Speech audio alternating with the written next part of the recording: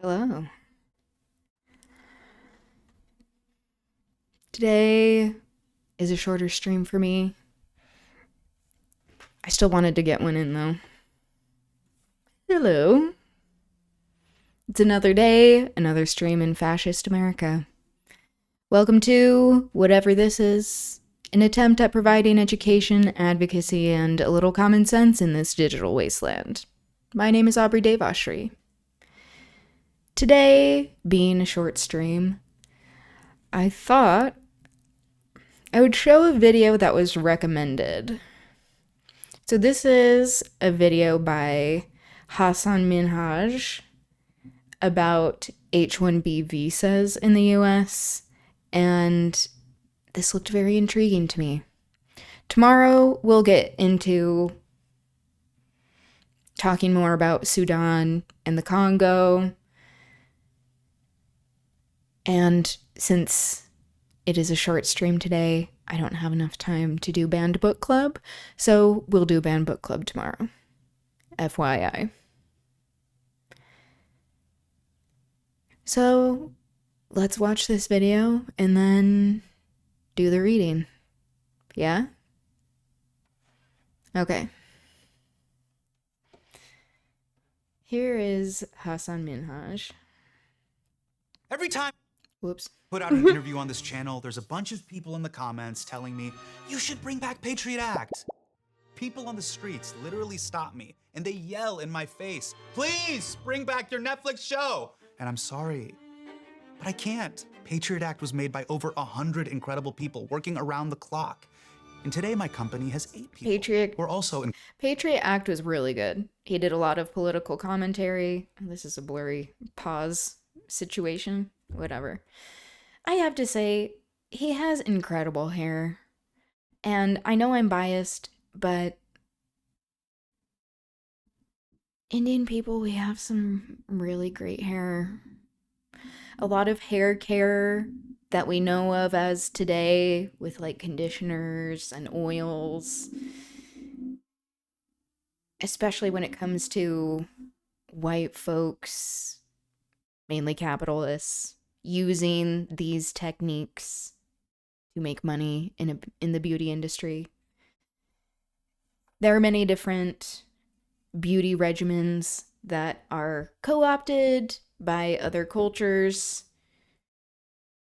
co-opted from other cultures, and then they make money off of it. So, but anyway, it's winning to have good hair. And if you don't have hair, that's okay. We love that. If you don't have good hair, there are things that can be done. There are things that can be done. and I will never replace any of you guys for AI, except you. You're fucking gone. But every so often I get the itch, the deep dive itch, the insatiable urge to talk about a topic for 20 minutes that no one else is talking about. And lately, the one thing that keeps coming up in all of my WhatsApp threads is, you guessed it, H-1B visas. Chaos and confusion for foreign workers who are in the U.S. on a special kind of visa known as an H-1B. Significant changes to the H-1B visa program. They're warning employees not to leave the United States or quickly return from overseas. The H-1B visa system has been spammed with fraud, basically, and that's driven down American wages. H-1B visas are special visas granted to skilled foreign workers, mostly. Okay, hold the phone, Levitt. I think, perchance, it has to do with the Epstein class constantly squeezing the rest of us dry, siphoning these wages from our salaries, from our pay. Not people who are coming in with visas. Just have to throw that out. Crazy, I know. Far-fetched idea. Possibly. But seems to be correct. Wouldn't you say? STEM fields. I'm talking about science, tech, engineering, and math. And Indians fucking dominate that shit. Yes. You get a degree in all 4? It's the brown EGOT, baby. Of the 85,000 new H-1B visas issued a year, about That It's honestly so true, too. It's like these stereotypes, like, they are an avenue for Indian people to like rise in caste, specifically these kinds of like professional jobs, what used to be known as the professions. And so that's the lawyers of it all, engineers, doctors. Most Desi parents want their kids to be doctors or a lawyer. That's just the truth. And they have not added in the arts very much. We need to assume the arts as well. This is where I would be like, hi, excuse me, don't leave me out. I can excel in this a little bit more than engineering. But that is very true. It's wild how true it is. 70% of them go to Indians. And since their creation in 1990, they have been a critical rung on the ladder to citizenship. Here's the steps. Number 1, get a STEM bachelor's degree in India. 2, use that degree to get into a US grad school. 3, move to San Jose, work for Intel with an H-1B, then force your kids to participate in a Japanese internment camp called Kumon and repeat the cycle of violence and deny therapy to them. H-1Bs are a huge reason why Indians have become the most successful. Deny therapy to them. The way it showed that stock footage, that Shutterstock photo is hilarious. My grandpa went about this in a slightly different manner. He came over with a visa for school for his undergrad. He went to Brigham Young University, BYU. For better or worse, in my mind, kind of worse because there was a lot of forced assimilation there. Anyway, so he did not go the grad school route, but he also had caste privilege to allow for this to happen. Immigrant group in America, over 3/4 have at least a college degree, and their median household income is almost double the national average. Then you got the H-1B heavy hitters. Satya Nadella, CEO of Microsoft. Sundar Pichai, CEO of Alphabet. For Indians and many others, the H-1B visa became the cornerstone of a promise in America. If you come in the right way, you too can achieve the American dream. But now, this is where we can have a lot of xenophobia from immigrants themselves when you have people who are buying into the system by saying, oh, I'm getting this visa, I'm going to school, I'm going about things the quote unquote right way. And this means that I feel free to discriminate or belittle people who are undocumented when there is very little nuance held for people. Because there are many people I know, I think a lot of white people especially, who are more on the left that can be confused why there is like discrimination among immigrants. And like that's not to say that like there isn't also solidarity among immigrants as well, like as we're seeing all of these people step up for other people's rights, people who recognize the intersectionality of it all and that our liberation is joined together. But there is a lot of this, you know, like the same issues that are being experienced in other parts of society, of these forced hierarchies, of having propaganda that tells that there are certain people who are undesirable, especially if you feel like you aren't accepted in this society, if you feel like you can get a foothold by making it so other people, you get a sense of satisfaction that people don't have the same privilege that you do, that exists in order to break up the masses and make it so that we aren't organizing, which the organizing is still happening, to be clear. But this is where we have people who are immigrants who can also be deeply xenophobic. It also is an after effect of caste as well, just switching into American caste and seeing which ways people can maintain being in an upper class and having this kind of privilege. And unfortunately, the US is extremely racist and xenophobic, so these systems are conditioned in all of us growing up here, but especially when you are someone who is going about things the quote-unquote right way, and you feel like the system is working in your favor, you don't feel a need as much to stand up for people who aren't able to have that avenue. The H-1B is under attack because MAGA has suddenly become obsessed with hating them. India milks the H-1B system dry, replacing American workers Because in they're our own racist. tech companies, That's why. undercutting wages, and they're laughing And all the way to xenophobic. the bank. Among the many ways H-1B workers Oh, this harm bitch. Americans, it is, of course, taking American jobs. See, she This took off is her just Klan hood destruction of for American jobs this. for corporate profit. The only way to stop it for I could good say that about is all of to these people, end really. the H-1B program. When you have 70% Yeah, of the clearly. visas in the world from one region in one country, that's a mafia, folks. And this guy's like, and then they'll go back and forth in English and back into Indian or whatever. And I just see it everywhere. I mean, I'm just, everywhere I go, it's like mechanized forces of Indians marching around in charge. It's like mechanized forces in charge. I'm concerned for your heart.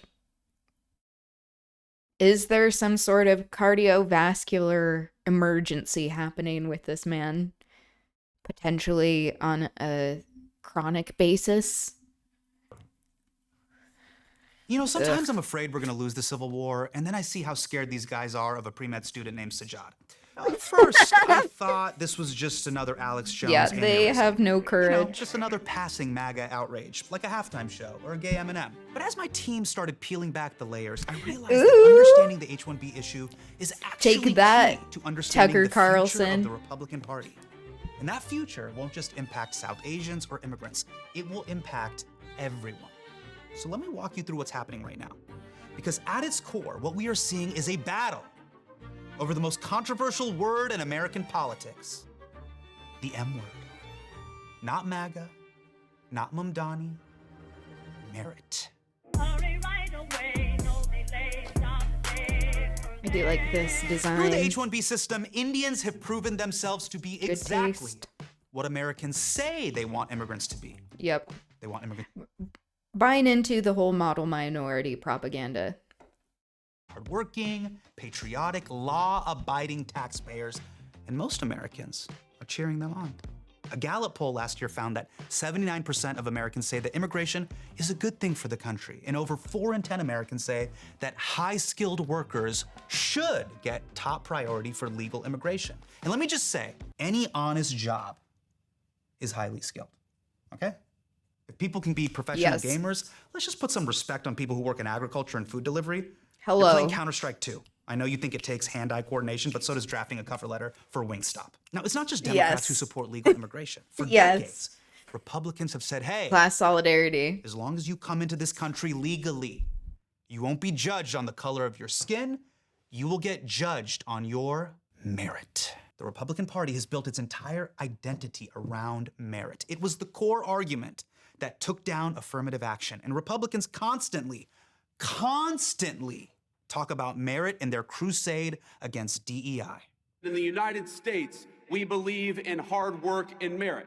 Merit only. We will restore. We believe in hard work and Meritocracy merit. is the only fair way to run Speak a of the society. devil. We will forge a society that is colorblind and merit-based. Merit has been the key to Republicans' distinction between The idiocy on undocumented full immigrants, display is aka bad staggering. hombres sneaking over the border, and legal immigrants, aka good hombres with good education, doing important jobs. Now, Trump was very clear about this in his first term. Instead of today's low-skill system, just a terrible system where anybody comes in. People that have never worked, people that are criminals, anybody comes in. We want a merit-based system. Something changed in the MAGA extended universe between Trump 1.0 and 2.0. Because the moment he was elected in 2024, a huge Oh, darling. Donna Josephine Trumpeth. If we're talking about merit, sweetie, what have you earned? What have you earned with your hard work? You've earned some bankruptcies, earned some felonies, earned a lot of abuse, earned world embarrassment. But if we're wanting to talk about merit, none of these people who are bestowing the virtues of merit have had a leg up and benefit from the system that exists.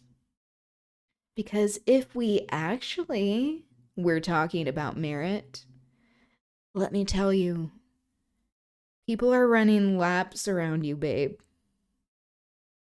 And it's embarrassing. fight broke out over H-1B visas and the Indians who have them. A heated online debate among President-elect Donald Trump's supporters has exposed what's being called a MAGA civil war. It's the tech billionaires versus the MAGA hardliners over the H-1B visa program. Musk and Ramaswamy have defended the H-1B program, Musk posting recently that it's the reason he's in America. Far-right activist Laura Loomer taking to X, launching a series of posts such as, "Our country was built by white Europeans, actually, not third-world invaders from India." I mean, actually, our country was built by third world invaders looking for India. And now that we show up, now you're mad? I don't think Laura Loomer knows where India is. Do you know what it is, sweetie? Where it is? Anything that happens there? I don't think so. And I know appropriation isn't good, but you could learn a thing or two about taste from culture. Don't co-opt it, but sit back and learn, because we can all see that is desperately needed. Literally came with the spices that you were looking for. Think of it as a DoorDash that took 400 years. Now, the Republican battle over H-1Bs has two sides. On one side is the corporate tech MAGA, the ones who all lined up at Trump's inauguration and funneled money into his slush fund. They argue that H-1B visas are critical to allow them to hire the kind of top-tier talent that they need to make sure America remains a world leader in innovation. They have a strong case. Nearly half of Fortune 500 companies were founded by immigrants That's or the gone. children of immigrants. And a recent report found that over half of US startups valued at $1 billion or more had at least one immigrant founder. Now, on the other side are the opponents to the H-1B, the nativist wing of MAGA. Now, when most people think of this group, they think of Steve Bannon, the guy who did for olive canvas jackets what Hillary Clinton did for the pantsuit. Bannon has been on one about H-1Bs for a long time. The H-1B I love visa that. program is a total and complete scam from its top to the bottom.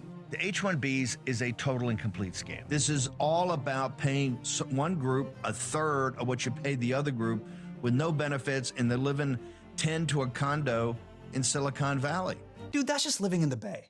Every condo has 10 people. You gotta scan a QR code to take a shit, and the building used to be a library. Now, it's tempting to dismiss any argument coming from Steve Bannon as bad faith, but when people complain about the H-1B system being abused, they're not totally wrong. The H-1B was created as part of the Immigration Act of 1990 to fill specialized labor shortages, and it was sold with the promise that it would not displace American workers. This bill provides for vital increases for. Okay, earlier I said the word bestole, and I thought that was a word in my mind. I don't think it's a word, but I was referring to Republicans basically just evangelizing about merit, jerking off to the concept without abiding by it whatsoever. That is what I was meaning. I don't know what word I was thinking of, though. I feel like it's a mashup. I'm uncovering this. I just had to acknowledge the situation. Entry on the basis of skills, infusing the ranks of our scientists and engineers. This legislation protects American jobs. But one congressman who helped draft the original bill, Bruce Morrison, later came out publicly against it in a 2017 60 Minutes piece, saying that it was being misused. The H-1B has been hijacked as the main highway to bring people from abroad and displace Americans. Why can't we just say we're going to give jobs to Americans first? And replace Americans. That's what this is. Great replacement theory. Yeah. Well, that's what the statute says. But they put in a loophole. And the loophole says if you pay over $60,000, you can do that. And beside that, you don't have to try to find Americans. So that loophole led to some companies using the H-1Bs to fire American workers and replace them with cheaper ones. I was given the news that in 90 days, my job was over, and I had to train my replacement. It was the most humiliating and demoralizing thing I've ever gone through in my life. Goddamn. You make a middle-aged white guy tear up like that? You know what happens next. Can you believe that? You get laid off, yeah. And then they won't give you your severance pay unless you train the people that are replacing you. I mean, that's actually demeaning. Trump plugged all that H-1B rage directly into his 2016 campaign. And that fired worker actually got up on stage at a Trump rally. I mean, that is the Mount Everest summit of white male grievance. The only place with more divorced dad energy is the actual summit of Mount Everest. Now, given all the anti-immigrant sentiment in MAGA, it is not surprising that the H-1B debate singled out the workers who get most of those visas. Good. The Indians. The 60 Minutes piece He that has I just some showed great you earlier jokes in actually this. featured one of these Indians. I love him doing this format. This format is great. He's great at speaking to these issues. Very intelligent person, funny, and framing it in an interesting narrative. I think this is doing a whole lot of good, a whole lot of education. I wonder if other people are saying this. Let's look at the comments. This is him. I'm not on Twitter anymore, but if you reply to the Heritage Foundation's pinned tweet with a link to this video, I wouldn't hate it. Fierce. How do I tell the algorithm to tell Hassan to make more of this style of video? So happy to see a Patriot Act-esque episode. Yes, this is giving the people what they want. I'm on board, fully. As it has been for the last couple 100 years, don't hate us businessmen, hate that guy. He took your job. Yeah, and who made that decision? Just the exploitative machine keeps whirring away. Rajesh. I have to take all of their knowledge and basically I have to steal it. That's my job description. And the American worker is let go. Yeah, the American workers lose their job, and they also cry while leaving the job. What the fuck is happening? Why does Rajesh look like a B2B SaaS werewolf? Rajesh works Yeah. at a major wall.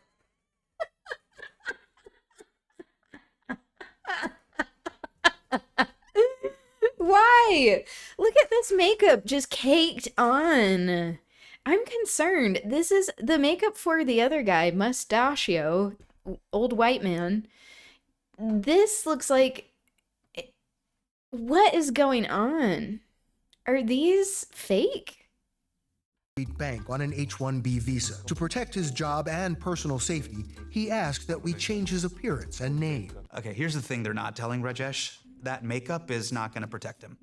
He still Hello, looks super hello. Indian. Thank you But for eventually, Indian recommending James this. Harden I'm tried to greatly make it enjoying clear it. that he's not the villain here. You must know that when most native-born Americans see this going on, they blame you. Yes, but I'm not the enemy. The main villains are the Indian companies and their American corporate clients. They are exploiting That us. mustache is unfortunately, so that fake. That is so fake. That has to be. Where they're like, oh, we have to make this guy. We're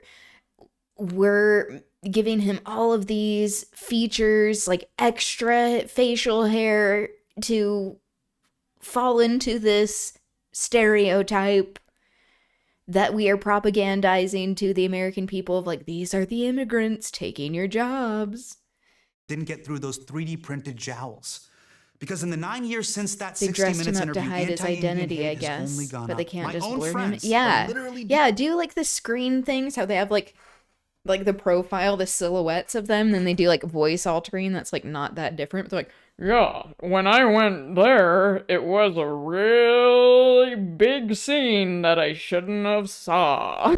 Like, me. They're like, hey, dude, I don't know what's going on. This might be just an online thing. I might be spending too much time on Reddit, but I think a lot of people might hate Indians. Yo, as an Indian guy, I'm actually confused. Why do people hate us? It feels like racism against Indians has reached a whole new level. I'm not even Yes. exaggerating. Like, I've never seen this much Indian hate in my life. So I just woke up and I opened Twitter. there have been a number of articles written on this of how there are increasing hate crimes and discrimination, just overt bigotry, hatred towards Indian people, and we are seeing data reflect this as well. It's not just Indian people, it's to all people of color, but it certainly is bolstered and propped up by all of the racism that is being empowered by this fascist regime, that people have been extremely racist about Usha Vance, JD Vance's wife, and he hasn't defended her because they're racist. This is something that many people need to hear. Just because he is married to an Indian woman, it doesn't mean he even likes her or respects her or he isn't racist towards her or his kids. Same thing goes for his kids. Just because someone has a kid, it does not mean they like their kid. It does not mean that they actually like view them as a person even. So just keep that in mind. Another reason I wanted to send it to you with your Indian heritage. I know, I love this. This was a really great find. I also love Hassan Minhaj. He is extremely talented. Him saying the like STEM, getting a degree in all areas of STEM is like the brown EGOT really got me. It's a stereotype and it is also very accurate. It's very real. Biggest mistake. You're not imagining it. Recent research found that about half of Indian Americans reported experiencing some kind of hate in the previous year. And during the 2024 election cycle on platforms like Twitter and 4chan, anti-South Asian slurs doubled. Oh, and if you want to fact check that claim, try wishing your followers on Twitter a happy Diwali and see what the fuck happens. That platform has become an absolute sewer of anti-Indian hate. Now, the irony is that Twitter is owned by someone who immigrated on an H-1B visa, Elon Musk. Although when you're a white South African, it's not immigrating so much as it is fleeing the scene of the crime. Now, I get why legal Indian immigrants get swept up into this wave of racist MAGA hate. MAGA. Similar to their ancestors fleeing the scene of the crime of Nazi Germany. Let's be honest. Most of the white people who went to South Africa and established this apartheid state were Nazis. They were Nazis. It makes sense why Elon Musk is doing a Sieg Heil, why Peter Thiel, a South African, is deeply fascist, Nazi-esque. Nazis doing Nazi shit. His Netflix show, Patriot Act, is incredible. I know, the show is so good. I was looking at the comments and everyone's so excited that he's doing this style again, and I have to agree. They don't really do nuance. They just know that foreigners, bad. But weirdly, one of the people with the most nuanced take on this entire issue is Donald Trump. If you want to raise wages for American workers, you can't flood the country with tens of thousands or hundreds of thousands of foreign workers. You also do have to bring in talent. When we a have country plenty of talented people no, you here. don't. No, you don't. We don't have talented people here? No, you don't have. You don't have. No, certain you talents. don't. The way he said, no, you don't. No, you don't. You know exactly what he meant. He's like, Americans are idiots. Yeah. They're fucking morons. He's like, they Trump voted has for actually me. been caught in I the know they're middle of this dumb. MAGA civil war. Mainly because he makes a clear and consistent distinction between legal and illegal immigration. I want a lot of people to come into our country, but I want them to come in legally. Yeah, there's a reason why there's that like immigrant gold card as well. He wants rich people. Come in legally, we want them. You graduate from a college, I think you should get automatically, as part of your diploma, a green card. The Epstein class are wanting He wants the to nerds, exploit folks. people. Trump wants 2017 Kumail Nanjiani, not 2025 Kumail. Trump's embrace of legal immigration has been key to his support in the Indian community. But I don't need to tell you Indians vote That's with Trump. good. We've got some of the biggest names in the Republican Party. I'm talking Vivek, Usha, Nikki, and Cash, who, even though he was born here, still has enough green card energy to be running a merch side hustle on basedapparel.com, which features shirts for the drunk Little League dad and the undercover cop arresting him. Republican support for legal immigration was held up as proof that this was not a racist party and that America was not a racist country. I am not standing here because of the color of my skin. I'm standing here because I earned my right on this stage. Martin Luther King was right that you get ahead in America not on the color of your skin, but Since these people come from Brahmin families as well, deeply fascist people, I mean, not everyone. I come from a Brahmin family. The top caste that in India that uses religion, Hinduism, class, status, proximity to whiteness, proximity to colonization, to oppress people. So is it any surprise why we have Indian fascists, I'm struggling with my words today. I was going to say aligning and then siding, and then I said signing in my mind. Anyway, why they are siding with the white fascists, they are useful tokens to these white supremacists. And they're very delusional about how they are accepted in certain spaces. content of your character and your contributions. Take it from me, the first minority female governor in history, America is not a racist country. What? Here's the crazy part. Didn't she like Crowd change is her just learning name? that she's a minority now. They're like, wait. Nikki Haley understood enough that America is a racist country that she changed her name, or is going for like an Anglo-centric name. What is her government name? Looking this up. Broad's Italian? Now, for the Indians who support legal immigration and the H-1B, their bet on Donald Trump seemed to pay off. He tightened a few regulations on H-1Bs during his first term, but he held off from making any big direct attacks on H-1Bs. Until suddenly, last fall, that changed. Major changes coming to the H-1B worker visa program. Yep, you better believe it. Nikki Haley? I think you mean Nimarata Nikki Randawa Haley.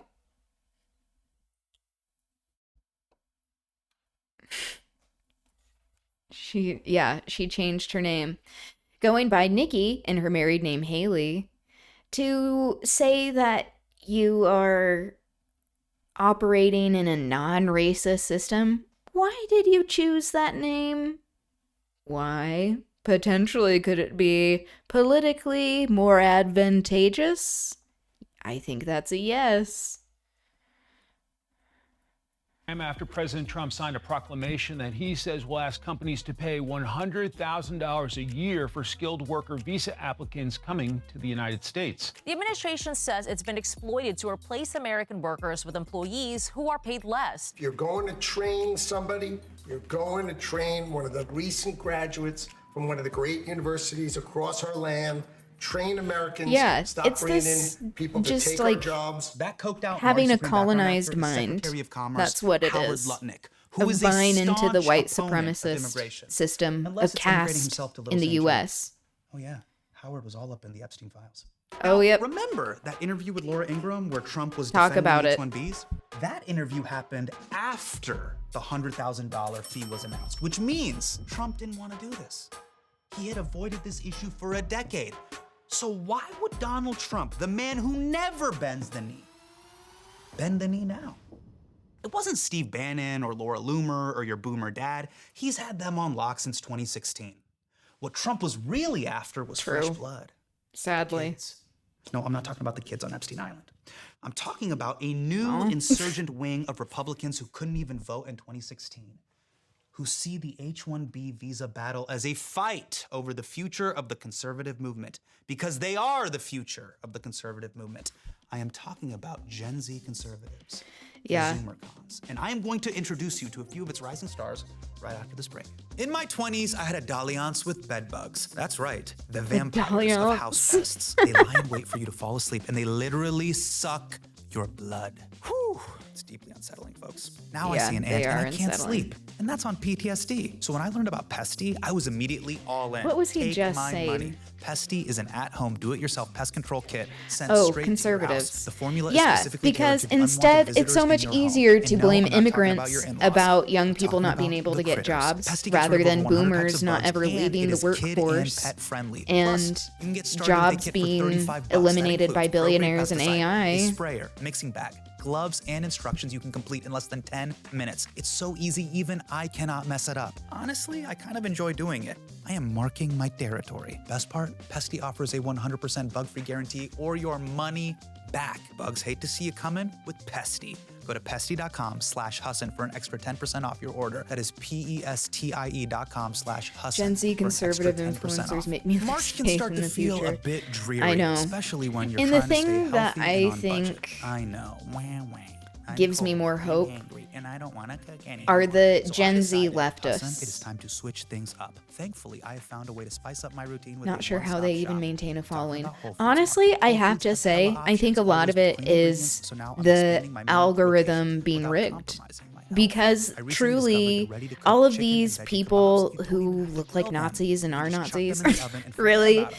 Say less. Grab some they 365 have hummus to and boom, artificially Mediterranean inflate their feast. numbers. Speaking of Like, the we know that 365 like brand, most they've been the bots on the powerhouse internet that are behind saying Bina like and Nazi I's shit, Taco Nights. or Best like price a being lot of Kentucky people salsa, say Nazi always shit on the easy to internet check are their frozen food bots. aisle or their taquitos. That Instant they taco have to night control or the less. narrative My new favorite because way they to know pick they out don't dinner have is by public wandering support. around the Whole Foods looking for the yellow signs. And These unfortunately, highlight there are sales some and people everyday that just low-priced like items, want always with to the same high appeal quality. to Of course, people's it's kinda worst like a scavenger hunt. inclinations Save to on make regional them feel flavors good at Whole about Foods Market. themselves And thank with you, the Whole Foods, for old-fashioned sponsoring way the of show. like I hate stepping the on smell other of rotting food people almost as much rather as I than hate like, wasting it in the first if we're place. talking about Thankfully, now merit, I have Milk. doing Milk things is a on their food own recycler merit, that is being like an odorless, guiltless, and interesting completely person that effortless. has See, I've morality always wanted to reduce my rather food waste. than It's one of the easiest ways for an individual to make a big impact on the your environment. merit But I being cannot stand the mess of a how you compost bin belittle in the other kitchen. people. But with Mill, all you do is drop in your scraps and then you let it go.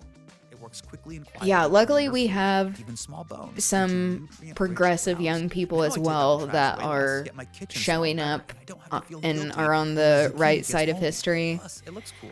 But I do This trash think can alternative is so millennials, fly, people we keep asking me carry where I a got the giant particular Alexa.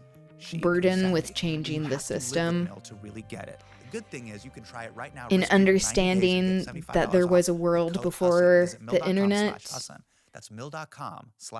while still trying Until last fall, to Charlie Kirk was escape the grasp of our boomer parents' influence. It's going to be up to us, millennials and Gen Z people, who have to change shit. Leader of Gen Z conservatives. He spent years unifying them under his organization Turning Point USA. Before his assassination, Kirk constantly railed against H-1Bs.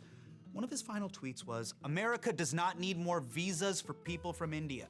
Perhaps no form of legal immigration has so displaced American workers as those from India. Enough already, we're full." And just a few weeks before that, he made a post summarizing his list of demands for the Republican Party, which is Because we needed you. Because we needed you, Charlie Mass Kirk. deportations, stop the H-1B scam, dramatically reduce legal immigration, end chain migration and the visa lottery, and my personal favorite, build 10 million homes for Americans. You want no immigrants, but also 10 million new homes? I hope you know some white carpenters because I only know 3. One is dead, one is a singer, and one is actually brown. Now, since Kirk's death, there has been no shortage of young, ambitious H-1B Those were leaders some great auditioning to take his jokes, place. great I wanna setup. Focus on a few very promising young upstarts. First, we have Natalie Winters, the 24-year-old protege of Steve Bannon and the White House correspondent for his War Room podcast. Ugh. Last year, Natalie got a splashy girl boss profile in the New York Times. Of course, in the New York She regularly Times. says this stuff about Indian people. They're not the best and brightest. They're the worst, and they're the most attached to the culture that they're coming from, and they have nothing American about them. And frankly, they have a fake diploma from a fake Indian university where the person sitting next to them is probably a robocaller scamming you. Come on, Natalie. We have fake diplomas here in America, too. Yes. They're called poli-sci degrees, and we both have them.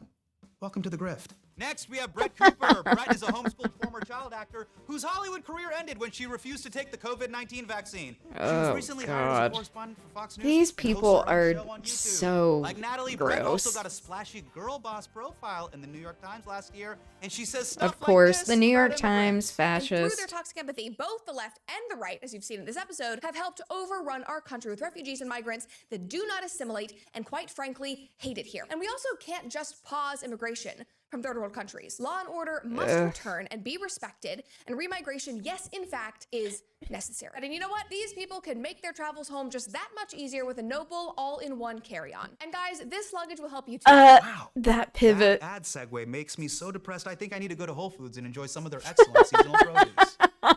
If you want to know who the audience for this kind of content is, Oh my god. People who are just so deeply insecure that they have no sense of self, inner strength to stand on their own, you guessed it, merit, where they only get power because of them stepping on other people.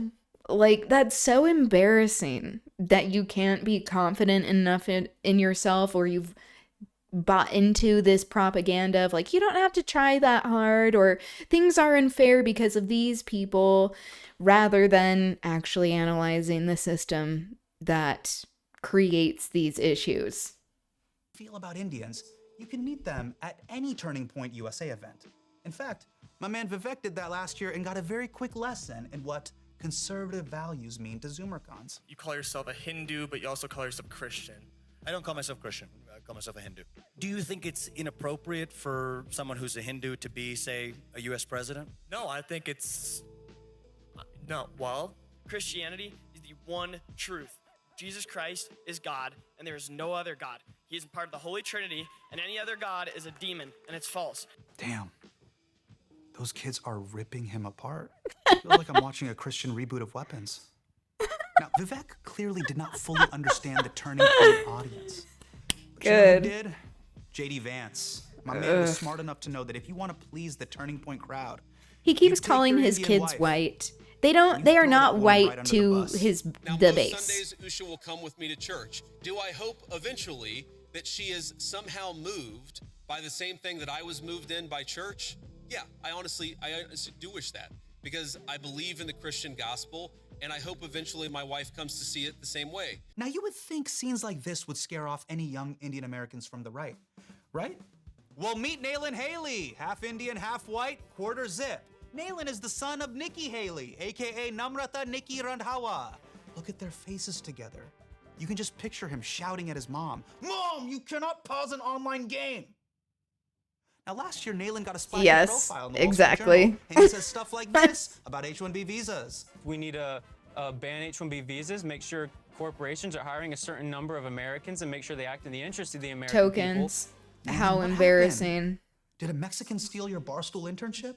Now, I think it's important to pause here and genuinely listen to what Nayland's been saying, because it will help you understand why Gen Z conservatives have taken such a hard stance against H-1B visas and illegal immigration.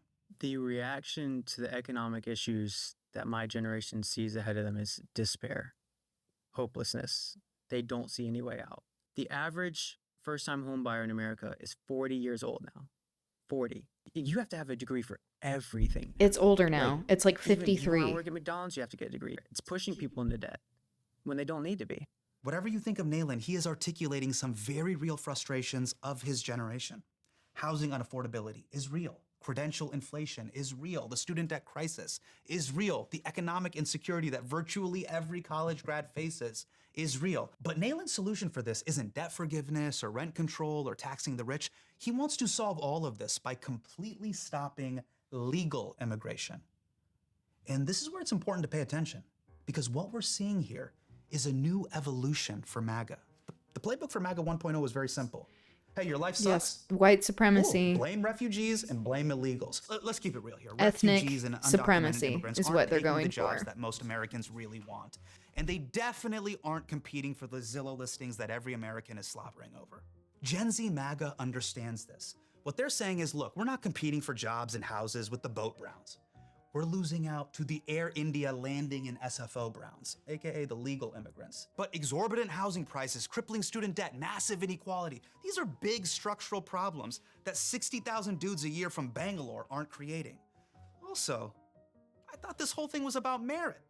Even MAGA's Gen Z godfather, Charlie Kirk, preached about how important the M word is. I believe when you're hiring for an organization or for a company or for whatever you are doing, you should prioritize merit. But if America is all about letting the best rise to the top, how do you justify shutting down legal immigration? I mean, that's anti-competitive. And that's when I started listening more closely to Natalie Winters.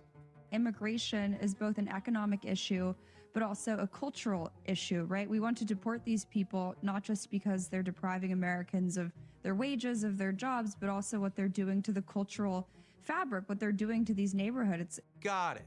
So there's something about foreign cultures that is bad for America. Now what exactly is it about those cultures that you really find so offensive? And should we be studying, 25 hours a day, 8 days, increase Let's the be length of honest. the If she days? wasn't blonde, if she didn't dye her hair blonde, she probably would not be in this space. Just saying. This is how it works with the Eurocentrism. We can do a study. That's not what this country was founded on. If you look at the history of us, Got it. So you don't like lazy immigrants, totally get that. But you also don't like immigrants who work hard? So here's what I'm saying. Gen Z conservatives, like the rest of Gen Z, they don't are want struggling any economically. immigrants. They feel like they deserve a decent job with a decent wage and to still have time to live a life. The problem is, if they said that, they'd start to sound like these fucking losers. Workers throughout the country are seeing their family life fall apart as they are forced to spend more and more time at work. My vision is not limited to the homes that we live in or the childcare that we're making universal. It's also a vision where we make it possible for working people to afford lives of joy, of art, of rest, of expression. We don't have to live like this anymore.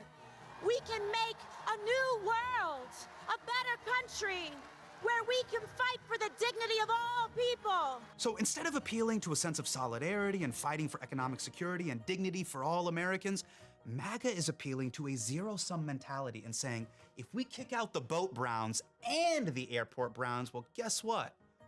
We'll have more to ourselves. And this reveals what MAGA really means when it says merit. Yeah, you earn it through hard work and education, but if you're born here and your parents were born here, you get extra merit points for being a heritage American. It's basically Kendall Roy at the end of Succession screaming, "I'm the eldest boy!" You can call this racial entitlement, you can call it white nationalism. That voiceover, lining it up with the clip. We all know this. Yes. Valedictorian in every school, if you go on grades alone, is the Chinese kid. It's always Well. the Chinese kid. It will always be the Chinese kid. But MAGA's like, no. Just keep going down the list. Go through the Chinese kid, the Vietnamese kid, the Korean kid, the Indian kid, the Pakistani kid, the Bengali kid, back to the Chinese kid. Just keep fucking going until you get to the white one. The 13th place guy, that's the valedictorian. Mm-hmm. As much as MAGA and Republicans claim they want merit, they don't. As much as they claim they just want to hire the best, most hardworking immigrants, they don't. What they really want is a preferential treatment for being heritage Americans. They're not in. Which, interesting, who we're defining as heritage Americans, because it seems to me that all of these people are descendants of immigrants, unless they themselves are native. Are they indigenous? I don't think so. And yet, the people who are what they, by their definition, most American, are not considered desired by this colonizing force. It's all bad faith framing. It's all lies.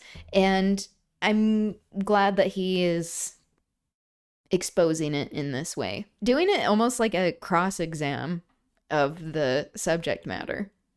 Meritocracy.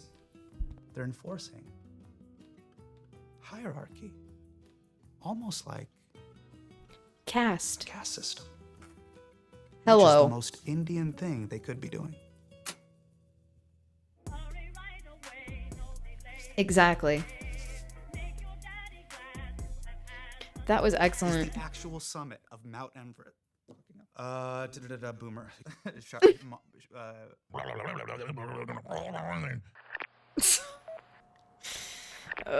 What a gross human. That was excellent. Thank you for recommending that. Yeah, it's not about people doing things the right way. It never was. It was always about racism and xenophobia and wanting to create, enforce, maintain these hierarchies of human dignity that are based on white supremacy, colonizing mentality. This is how issues that people experience in their day-to-day lives, in the material conditions of their lives, how political forces, especially nefarious political forces, take advantage of these and use it as a way to gain more power through, oh my god. That was a lot. So I just smacked myself. I don't even remember what I was saying. Okay.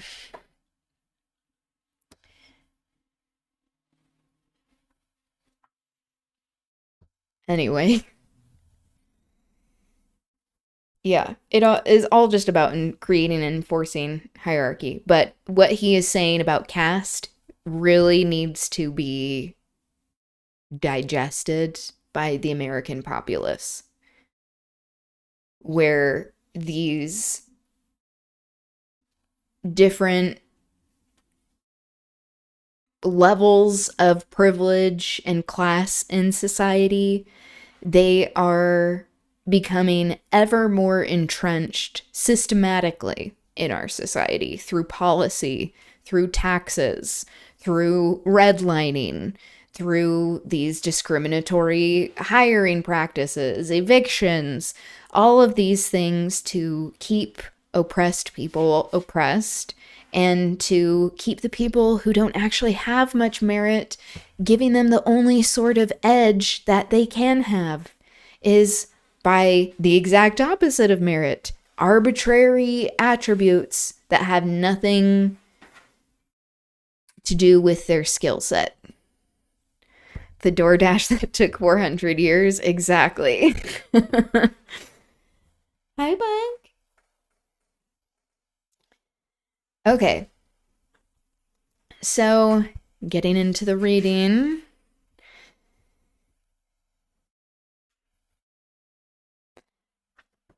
Nellie and Kathy visit Linton near Wuthering Heights because Kathy's not allowed on the property, on the estate, and Linton is doing poorly. He seems afraid of his dad. It seems like he is dying, and also that Edgar Linton, Catherine's dad, is also dying.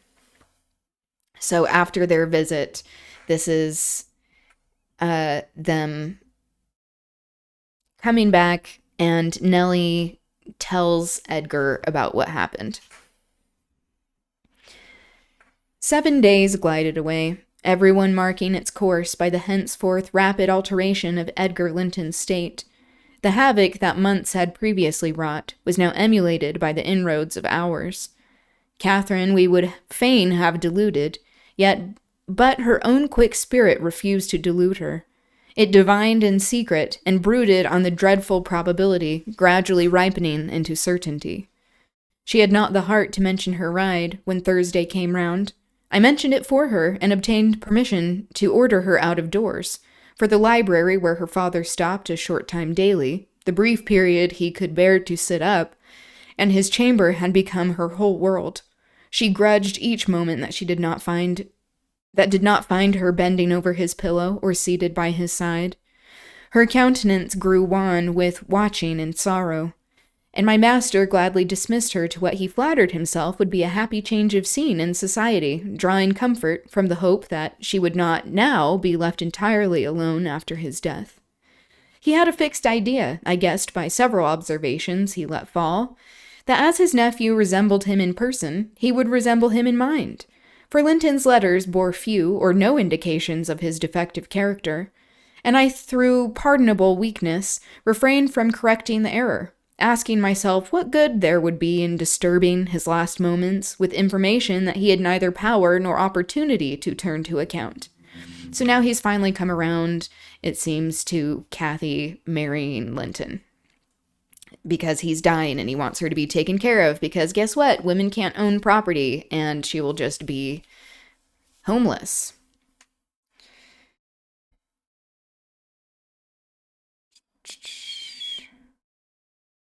We deferred our excursion till the afternoon, a golden afternoon of August, every breath from the hills so full of life that it seemed whoever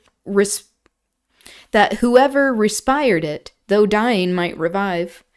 Catherine's face was just like the landscape, shadows and sunshine flitting over it in rapid succession. That's really evocative imagery. But the shadows rested longer, and the sunshine was more transient, and her poor little heart reproached itself for even that passing forgetfulness of its cares. We discerned Linton watching at the same spot he had selected before. My mistress alighted, and told me that as she was resolved to stay a very little while, I had better hold the pony and remain on horseback. But I dissented. I wouldn't risk losing sight of the charge committed to me a minute, so we climbed the slope of heath together. Master Heathcliff received us with greater animation on this occasion. Not the animation of high spirits, though, nor yet of joy. It looked more like fear. "It is late," he said, speaking short and with difficulty. "Is not your father very ill? I thought you wouldn't come." "Why won't you be candid?" cried Catherine, swallowing her greeting. "Why cannot you say at once you don't want me? It is strange, Linton, that for the second time you have brought me here on purpose, apparently, to distress us both, and for no reason besides." Linton shivered and glanced at her, half supplicating, half ashamed. But his cousin's patience was not sufficient to endure this enigmatical behavior. "My father is very ill," she said, "and why am I called from his bedside? Why didn't you send to absolve me from my promise when you wished I wouldn't keep it? Come, I desire an explanation. Plain and trifling are completely banished out of my mind, and I can't dance attendance on your affections now." "My affections," he murmured. "What are they? For heaven's sake, Catherine, don't look so angry. Despise me as you wish. I am a worthless, cowardly wretch. I can't be scorned enough. But I'm too mean for your anger. Hate my father and spare me for contempt." "Nonsense!" cried Catherine in a passion. "Foolish, silly boy! And there, he trembles as if I were really going to touch him. You needn't bespeak contempt, Linton. Anybody will have it spontaneously at your service. Get off! I shall return home. It is folly dragging you from the hearthstone and pretending. What do we pretend? Let go my frock. If I pitied you for crying and looking so frightened, you should spurn such pity. Ellen, tell him how disgraceful his conduct is. Rise, and don't degrade yourself into an abject reptile. Don't." With streaming face and expression of agony, Linton had thrown his nerveless frame along the ground. He seemed convulsed with exquisite terror. "Oh," he sobbed, "I cannot bear it. Catherine, I'm a traitor too, and I dare not tell you. But leave me and I shall be killed. Dear Catherine, my life is in your hands, and you have said you loved me, and if you did, it wouldn't harm you. You'll not go then? Kind, sweet, good Catherine, and perhaps you will consent, and he'll let me die with you." My young lady, on witnessing his intense anguish, stooped to raise him. The old feeling of indulgent tenderness overcame her vexation, and she grew thoroughly moved and alarmed. "Consent to what?" she asked. "To stay? Tell me the meaning of this strange talk, and I will. You contradict your words and distract me. Be calm and frank, and confess at once all that weighs on your heart. You wouldn't injure me, Linton, would you? You wouldn't let any enemy hurt me if you could prevent it? I'll believe you are a coward for yourself, but not a cowardly betrayer of your best friend." "But my father threatened me," gasped the boy, clasping his attenuated fingers. "And I dread him. I dread him. I dare not tell." "Oh, well," said Catherine with scornful compassion, "keep your secret. I'm no coward. Save yourself. I'm not afraid." Her magnanimity.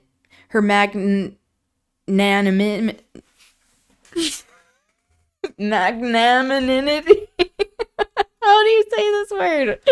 I'm struggling. Magnanimity.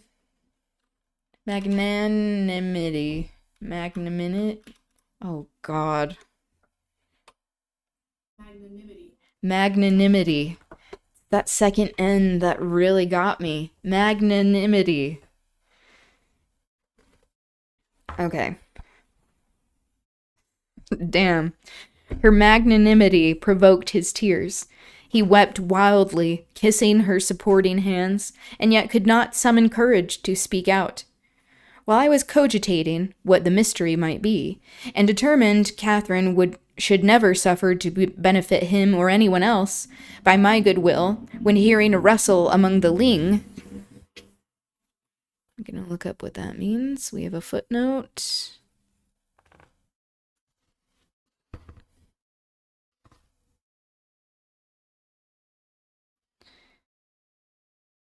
The heather is what that means. Ling. I looked up and saw Mr. Heathcliff almost close upon us, descending the heights. He didn't cast a glance towards my companions, though they were sufficiently near for Linton's sobs to be audible.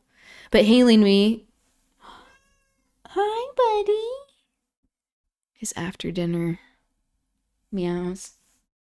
"Hi. Say hi."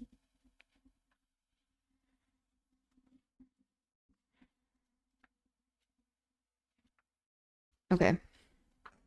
I'm going to read just a couple more pages and then be done for today. But hailing me in the almost hearty tone he assumed to none besides, and the sincerity of which I couldn't avoid doubting, he said, "It is something to see you so near to my house, Nellie. How are you at the Grange? Let us hear. The rumor goes," he added in a lower tone, "that Edgar Linton is on his deathbed. Perhaps they exaggerate his illness?" Still there. Hi.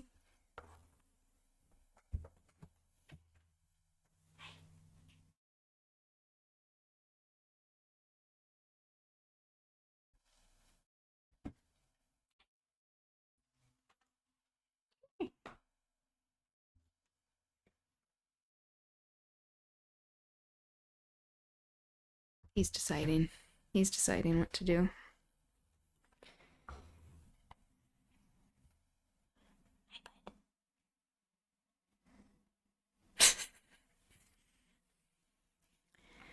Okay.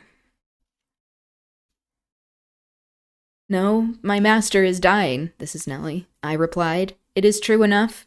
A sad thing it will be for all of us, but a blessing for him." "How long will he last, do you think?" he asked. "I don't know," I said. "Because," he continued, looking at the two young people who were fixed under his eye, Linton appeared as if he could not venture to stir or raise his head, and Catherine could not move on his account. "Because that lad yonder seems determined to beat me, and I'd thank his uncle to be quick and go before him. Hallo, has the whelp been playing that game long? I did give him some lessons about snivelling. Is he pretty lively with Miss Linton, generally?"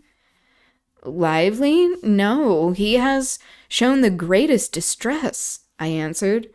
"To see him, I should say, that instead of rambling with his sweetheart on the hills, he ought to be in bed, under the hands of a doctor." "He'll be in a day or two. Oh, he shall be in a day or two, muttered Heathcliff. But first, get up, Linton. Get up, he shouted. Don't grovel on the ground. There, up this moment. Linton had sunk prostrate again in another paroxysm of helpless fear, caused by his father's glance towards him. I suppose there was nothing else to produce such humiliation.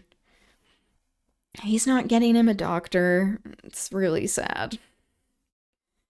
He made several efforts to obey, but his little strength was annihilated for the time, and he fell back again with a moan.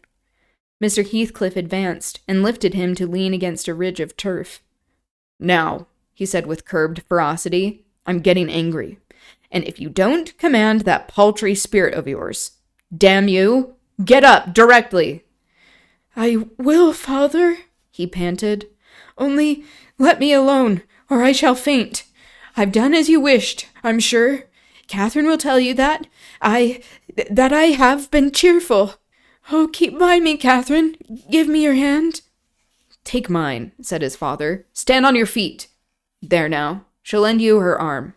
That's right. Look at her. You would imagine I was the devil himself, Miss Linton, to excite such horror.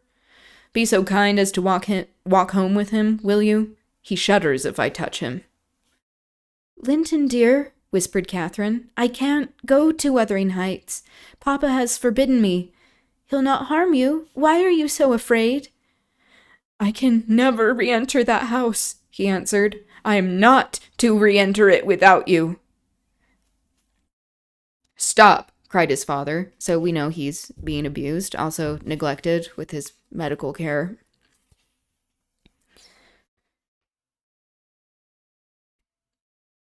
We'll respect Catherine's filial scruples. Nellie, take him in, and I'll follow your advice concerning the doctor without delay. You'll do well, replied I, but I must remain with my mistress. To mind your son is not my business. You are very stiff, said Heathcliff. I know that, but you'll force me to pinch the baby and make it scream before it moves your charity. Come then, my hero. Are you willing to return, escorted by me? He approached once more, and made as if he would seize the fragile being. But shrinking back, Linton clung to his cousin, and implored her to accompany him with a frantic importunity that admitted no denial. However I disapproved, I couldn't hinder her. Indeed, how could she have refused him herself? What was filling him with dread, we had no means of discerning. But there he was, powerless under its gripe, and any addition seemed capable of shocking him into idiocy. We reached the threshold. Catherine walked in, and I stood waiting till she had conducted the invalid to a chair, expecting her out immediately, when Mr. Heathcliff, pushing me forward, exclaimed, My house is not stricken with the plague, Nellie, and I have a mind to be hospitable today. Sit down, and allow me to shut the door. He shut and locked it also. I started. You shall have tea before you go home, he added. I am by myself. Hareton is gone with some cattle into the Leas, and Zillah and Joseph are on a journey of pleasure. And though I'm used to being alone, a journey of pleasure? What does this mean? I want to know their story. And though I'm used to being alone, I'd rather have some interesting company if I can get it.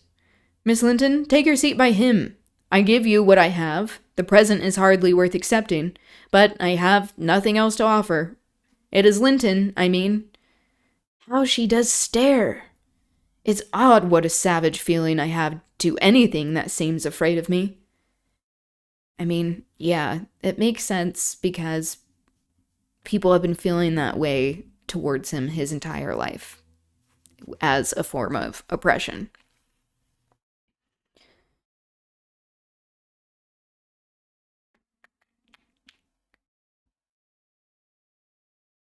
Had I been born where laws are less strict and tastes less dainty, I should treat myself to a slow vivisection of those two as an evening's amusement.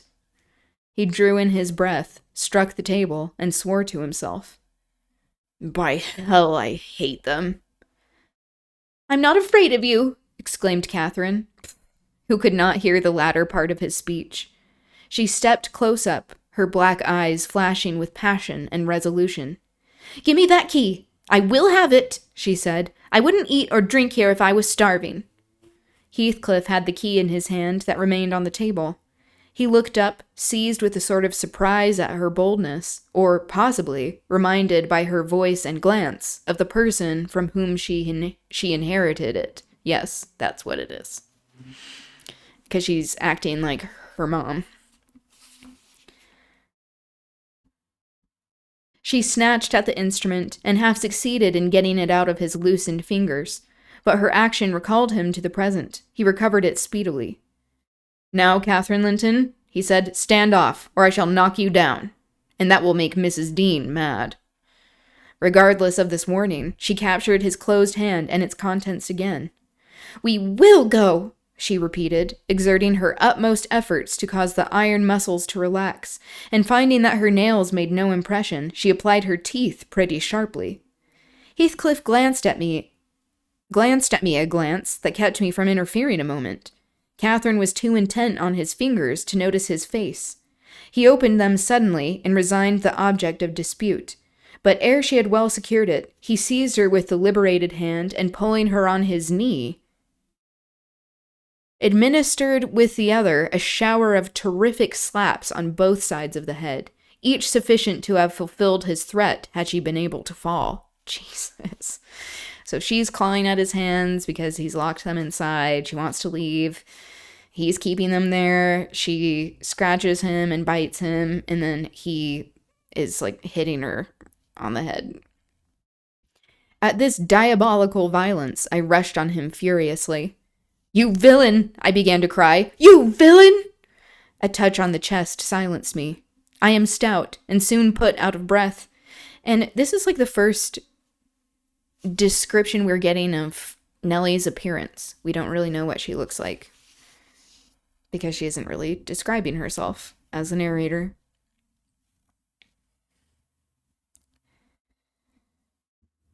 And with that and the rage, I staggered back dizzily and felt ready to suffocate or to burst a blood vessel. The scene was over in 2 minutes. Catherine released, put her 2 hands to her temples, and looked just as if she were not sure whether her ears were off or on.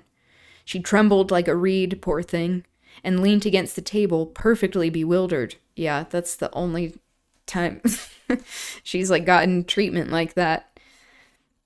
I know how to chastise children, you see, said the scoundrel grimly, as he stooped to repossess himself of the key, which had dropped to the floor.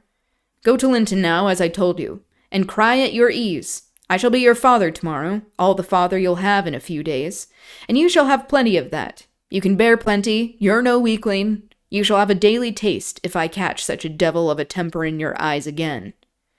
Kathy ran to me instead of Linton, and knelt down and put her burning cheek on my lap, weeping aloud. Her cousin Excuse me.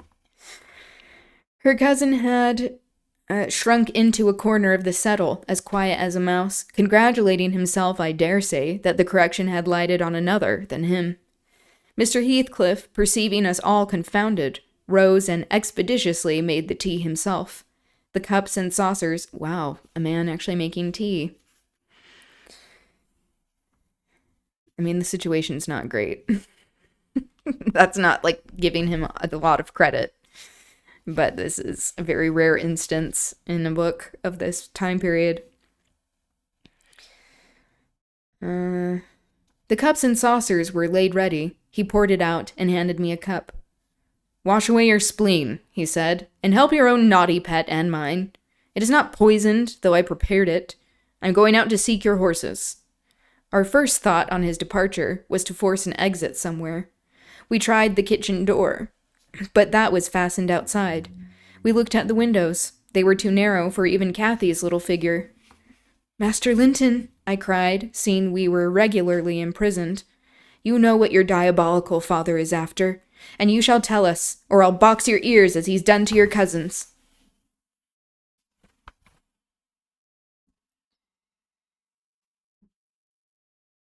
Okay. I think I'm going to end it there. I know that that's like in the middle, not the best stopping point. But there's some suspense. Ooh. Okay. Tomorrow, I'm going to get into talking about more advocacy and organizing, as well as what's happening in the Congo and Sudan, getting the history there, and then reading, of course. Also, Band Book Club. We're reading to chapter 12. So 9, 10, 11. Okay. That's going to be it for me today. But thank you for being here. It was great chatting with you. I hope you have a good rest of your day, evening, wherever you are. And